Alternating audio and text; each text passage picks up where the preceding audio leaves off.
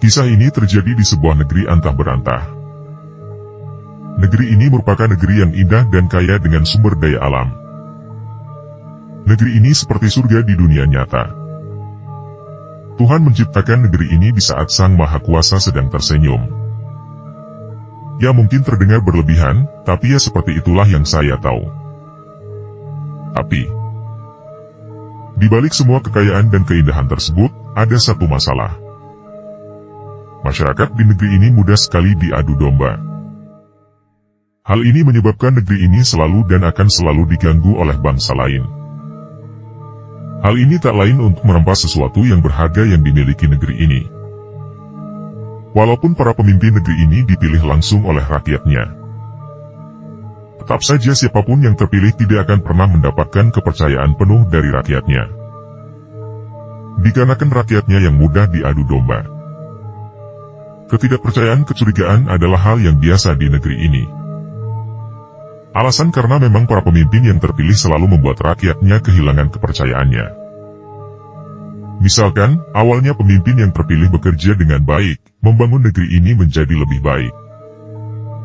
Tetapi, di balik apa yang mereka telah lakukan, selalu ada hal tersembunyi yang jika kita tahu akan membuat kita sangat kecewa. Pernah suatu saat, salah satu pemimpin pernah tertangkap basah melakukan tindakan asusila, padahal dia sudah berjasa buat negeri ini.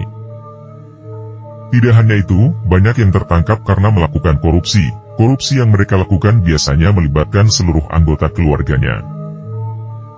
Tidak terhitung jumlahnya berapa banyak yang sudah tertangkap karena kasus korupsi.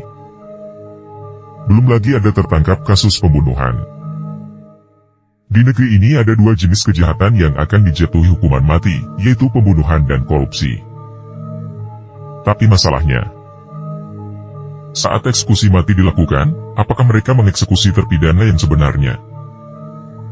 Banyak cerita yang beredar bahwa yang dieksekusi hanya tumbal atau orang pengganti. Jadi penjahat yang sebenarnya masih hidup dan bersembunyi dengan identitas palsu. Dengan situasi seperti ini masyarakat benar-benar tidak percaya dengan hukum di negeri ini. Karena kasus pembunuhan dan korupsi di negeri tidak pernah berkurang apalagi hilang sama sekali, malah semakin menjadi-jadi setiap waktunya.